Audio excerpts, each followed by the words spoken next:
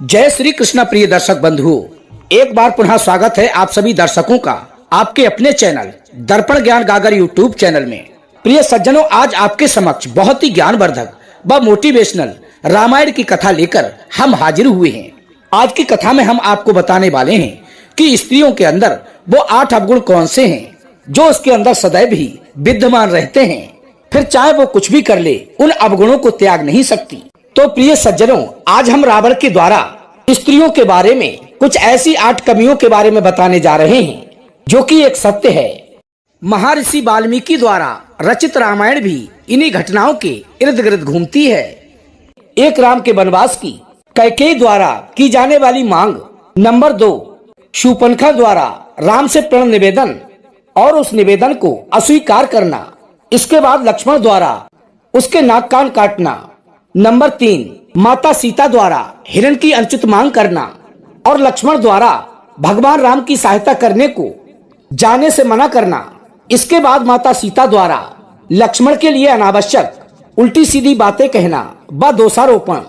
अंत में प्रिय सज्जनों, इस घटना का परिणाम ये हुआ कि माता सीता असुरक्षित हो गयी, अर्थात उनका अपहरण हो गया और युद्ध का कारण बना। महर्षि वाल्मीकि द्वारा रचित रामायण ये बताती है कि जीवन सुख पूर्वक व्यतीत किया जा सकता है यदि स्त्रियों में ये 8 अवगुण नहीं होते। रामायण में कैकेयी और शूर्पणखा जैसी महत्वाकांक्षी पहल करने वाली स्त्रियों को घृणित व नकारात्मक सोच वाली स्त्रियों के रूप में दर्शाया है। वही तुलसीदास जी के रामचरितमानस के दोहे, नारी स्वभाव सत्य सब कहेहि, अवगुण 8 सदा उर धरहि, और माता सीता को वन से हरण कर ले जाने के बाद रावण उन्हें लंका ले गया। जब भगवान श्री राम को माता सीता के लंका में होने का पता चला तो उन्होंने लंका में पहुंचने का प्रयास किया और अंत में वे अपनी वानर सेना के साथ लंका पहुंचने में सफल भी हुए। उनके लंका पहुंचने की खबर जब लंकापति के राजमहल तक पहुंची तब रावण की पत्नी मंदोदरी बहुत ही डर गईं। वे तुरंत ही अपने पति के पास गईं और उनसे अर्ज करके कहने लगी कि वो युद्ध ना करें, अपितु सीता को उनके पति श्री राम के लिए ससम्मान वापस कर दें और उनकी शरण में जाकर उनसे क्षमा मांग लें। अपनी पत्नी की बात सुनने के बाद उन्हें स्त्रियों के 8 अवगुणों के बारे में बताया। प्रिय सज्जनों, रावण भले ही दुष्ट था लेकिन उसके द्वारा कही गई बातों में सत्य छुपा था।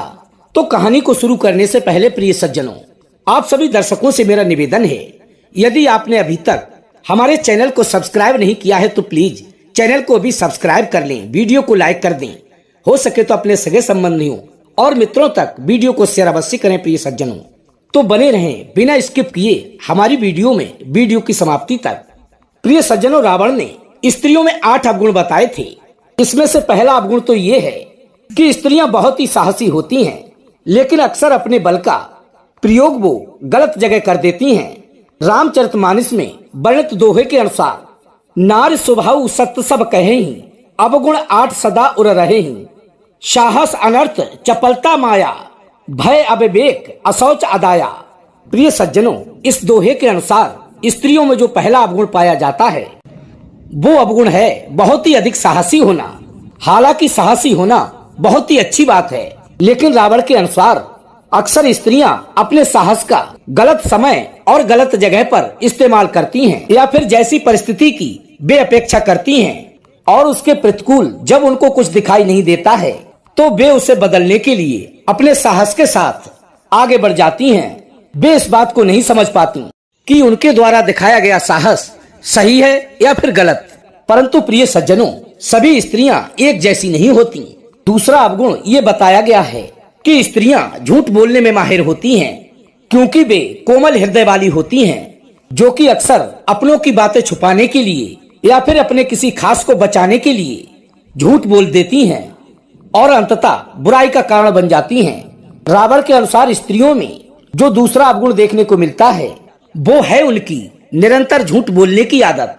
ऐसा नहीं है कि वे पल पल झूठ बोलती हैं, लेकिन वे अपनी बातों को छुपाने के लिए अक्सर झूठ का सहारा ले लेती हैं। ये बात बिल्कुल सत्य है। जैसा कि रामायण काल में मंदोदरी ने भी रावण से कई झूठ बोले थे। कई बार उसने रावण से बातें छुपाई। इतना ही नहीं, युद्ध के दौरान मंदोदरी ने रावण के शत्रु का ही साथ दिया।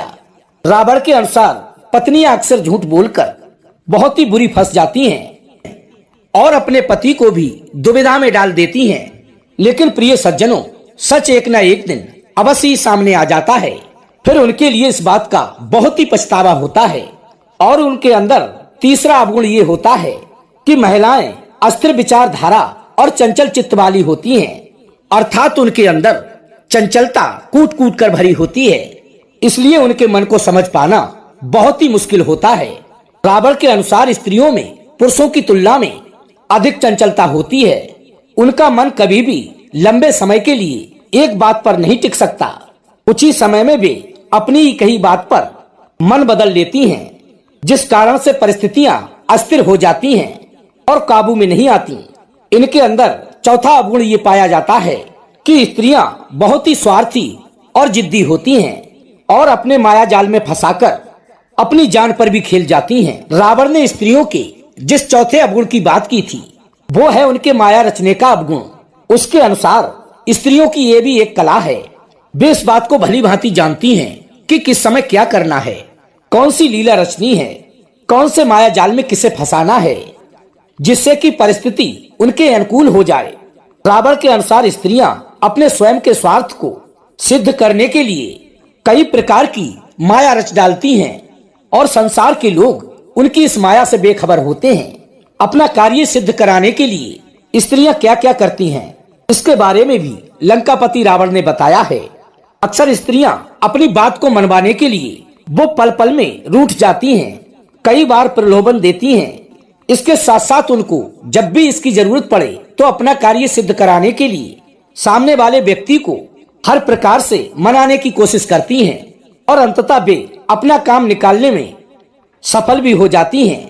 प्रिय सज्जनों, यद्यपि महिलाएं साहसी तो होती हैं, लेकिन कठिन परिस्थितियां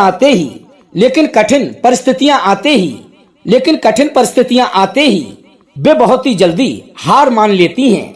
रावण ने स्त्रियों के जिस पांचवें अवगुण की बात की है वो है उनका डरपोक होना।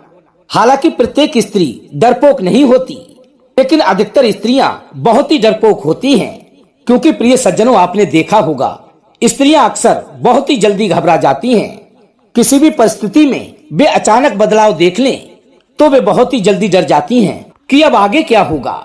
रामायण के अनुसार मंदोदरी ने भी कुछ ऐसा ही बर्ताव किया था। जब उसे मालूम हुआ कि भगवान श्री राम, जो कि भगवान शिव के परम भक्त हैं और भगवान श्री हरि विष्णु के अंश अवतारी हैं, वे मेरे पति रावण से युद्ध करने के लिए लंका पहुंच चुके हैं, तो उसे अपने पति की मृत्यु का भय सताने लगा। और इसी डर के कारण उसने अपने पति को युद्ध न करने की सलाह दी और अपना बल दिखाने से पहले ही हार मान लेने और क्षमा मांगने को कहा। प्रिय सज्जनों, छठवां अवगुण ये है कि स्त्रियां अविवेकी होती हैं, इसलिए अक्सर अपनी भावनाओं में बहकर वे बहुत ही जल्दी गलत फैसले ले लेती हैं, जिसका एहसास उन्हें बहुत देर बाद होता है। इसलिए रावण ने ये कहा कि स्त्रियां भले ही चाहे कितनी भी साहसी क्यों ना हो, लेकिन उनके मन में भय जरूर ही उत्पन्न होता है। ये भय ही उनसे अजीबोगरीब कार्य करवाता है। इस भय के कारण ही उनकी बुद्धि भ्रष्ट हो जाती है। जी हाँ प्रिय सज्जनों, रावण के अनुसार स्त्रियों का छठा अवगुण है अविवेकी होना। फिर चाहे स्त्रियां कितने भी तेज दिमाग वाली क्यों ना हो और बुद्धिमान भी हो सकती हैं, लेकिन उनमें कई बार अविवेक जैसा अवगुण देखा गया है, जिसके कारण वे बिना सोचे समझे ही ऐसा निर्णय ले लेती हैं, जिसके कारण वे बहुत ही बड़ी समस्या में पड़ जाती हैं।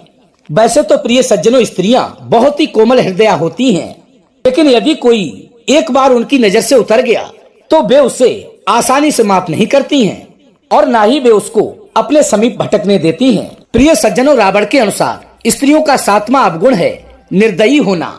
स्त्रियां दया तो अवश्य करती हैं, लेकिन जिस बात पर उन्हें दया ना आए तो फिर वे उस पर भविष्य में कभी भी दया नहीं दिखाती। ये उनका हठीला स्वभाव ही समझ लीजिए। रावण के मुताबिक स्त्रियां भले ही कपड़ों गहनों से खुद को कितना भी सजाएं, लेकिन दिल से वो पवित्र नहीं होती। वे ठीक प्रकार से साफ सफाई का भी ध्यान नहीं रखती हैं। इस कारण रावण ने स्त्रियों को अपवित्र कहा था।